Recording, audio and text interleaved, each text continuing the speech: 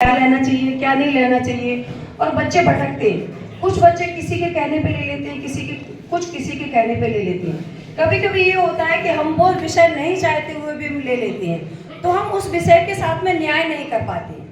तो उस विषय को न्याय दिलाने के लिए आज हमारे बीच में अतिथिगण पधारे हुए हैं। वो आपको मार्गदर्शन करेंगे और ये बताएंगे कि आपको किस विषय को लेना चाहिए, किस विषय में आपका कैसा कैरियर बनेगा और किस विषय में को लेकर के आप विशेष उन्नति कर सकती हैं। इसके साथ और कर्तव्य के साथ उसका पालन करना। इसी के साथ मैं अपनी वाणी को विराम देती हूँ। धन्यवाद सभी।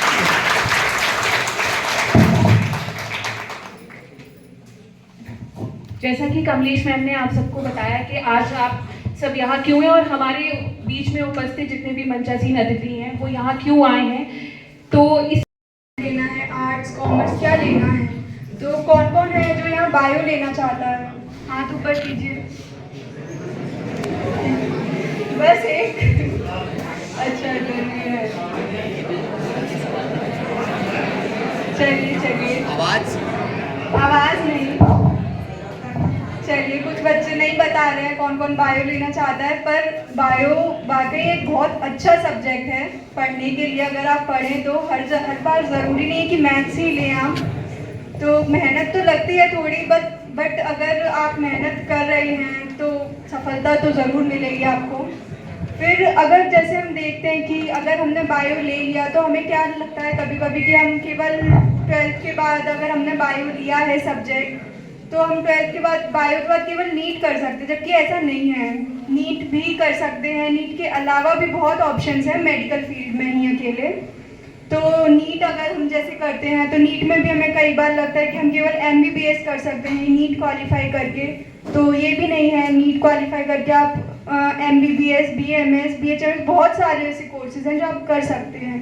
फिर अगर आप नीट की तैयारी नहीं भी करते हैं, अगर आप नीट नहीं भी देते हैं, वैसे तो नीट सबसे बड़ा एंट्रेंस एग्ज़ाम होता है हर साल, उसमें 14 से 16 लाख बच्चे जो होते हैं टेस्ट देते हैं नीट का। फिर अगर आप जैसे कर रहे हैं, ठीक है, अगर आपका नहीं हुआ, मेरिट से सिलेक्शन होता है। अगर आपने नीट दिया है, जैसे मैंने जो नीट दिया था उसके बाद मुझे MBBS मिल गई थी। फिर MBBS में भी अलग अलग होते हैं, जैसे एम्स होता है, सबसे ज़्यादा जिसके नंबर होते हैं एम्स में जाते हैं वो बच्चे। एम्स का नाम तो सुना ही होगा आप लोगों ने, एम्स बहुत सारे एम्स हैं, ठीक है। फिर एम्स के बाद में आपको गवर्नमेंट कॉलेजेस मिलते हैं, फिर उसके बाद में प्राइवेट कॉलेज आते हैं। फिर अगर आपका MBBS, हाँ हमको तो अच्छा लगता है, ये पेरेंट्स को भी अच्छा लगता है कि वो 4 लोगों को बता सकते हैं कि हमारा बच्चा जो है, हमारी बच्ची जो है वो डॉक्टर है। पेरेंट्स को भी बहुत अच्छा लगता है, ठीक है। और फिर आपके नाम के आगे डॉक्टर लगना कोई छोटी बात नहीं होती, डॉक्टर को भगवान बोलते हैं सब, ठीक है। फिर 4.5 साल का ये कोर्स रहता है MBBS का, और इसमें आपकी 1 साल की इंटर्नशिप भी रहती है। मतलब टोटल मिला के 4.5 और 1 5.5 साल का कोर्स रहता है। उसके बाद आपको डिग्री मिल जाती है आपकी। होता है अपन जो MBBS होती है उसमें अपन डेंटल पढ़ाई नहीं करते, दांतों की जो पढ़ाई होती है तो वो उसमें नहीं होती है MBBS में, ठीक है। वैसे MBBS में 19 सब्जेक्ट होते हैं टोटल। नाम सुन के डर लग रहा होगा लेकिन बहुत आसान होता है, सब हो जाता है, ठीक है। फिर BDS में अपन डेंटल पढ़ाई करते हैं दांतों की, तो दांतों की पढ़ाई अपन अलग से करते हैं, ठीक है। वो MBBS के बराबर ही होता है, लेकिन उसमें अपन को क्या रहता है कि गवर्नमेंट जॉब के स्कोप बहुत कम रहते हैं। तो गवर्नमेंट जॉब के बदले आप अपना प्राइवेट जैसे डेंटल क्लिनिक्स जो होते हैं वो अपन खोल सकते हैं, तो उसमें आपको बहुत हेल्प मिलती है, ठीक है। फिर उसके बाद भी जैसे बहुत से कोर्सेज होते हैं, जैसे कि नर्सिस की तो कितनी ज़रूरत है। एम्स जैसे हॉस्पिटल में तो जो नर्सेज हैं वो डॉक्टर से भी ज़्यादा कमाती हैं।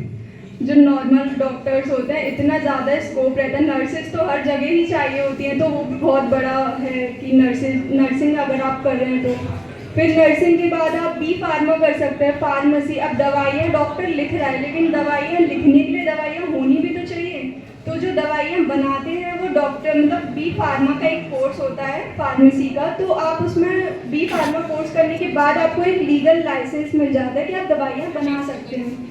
और अगर आपने कोई बहुत अच्छी दवाई बना भी दी तो फिर आपका क्या रहता है कि आप उनका चलती रहेगी दवाई तो क्योंकि कभी ख़त्म होनी ही नहीं है, वो तो चलती रहेगी। मैन्युफैक्चरिंग उसकी एक केमिकल फार्मूला आपको बस बनाना है और उसके बाद आप ज़िंदगी भर बैठ के खा सकते हैं, अपने आराम से आपकी कमाई होती रहेगी। उसके बाद में क्या रहता है अपने और भी जैसे कई कोर्सेज रहते हैं नीट के थ्रू जो हम कर सकते हैं, जैसे हॉस्पिटल मैनेजमेंट भी कर सकते हैं हम, ठीक है, बायोटेक्नोलॉजी रिसर्च बेस्ड रहता है। फिर आजकल हम देखते हैं कि बच्चों ने तैयारी की लेकिन नहीं भी हो पाया, तो उसके लिए मैं यही कहना चाहूँगी कि एक राह बंद होती है तो दूसरी राह खुल जाती है, तो निराश ना हों और प्रयास करते रहें। धन्यवाद।